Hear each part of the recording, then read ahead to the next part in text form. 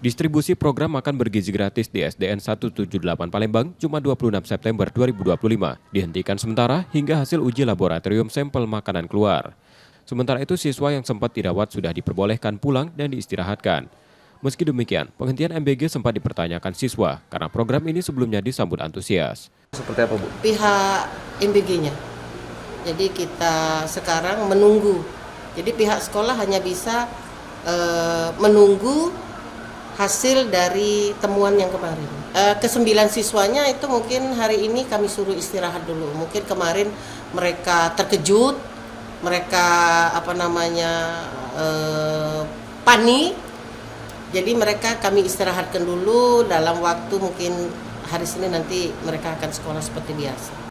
Sebelumnya sebanyak 13 siswa mengalami pusing, mual, muntah, hingga kejang. Diduga setelah menyantap menu MBG pada Kamis 25 September 2025. Hingga kini total 176 siswa di SDN 178 Palembang tercatat sebagai penerima manfaat program MBG. Muhammad Reza Palevi, Kompas TV, Palembang, Sumatera Selatan.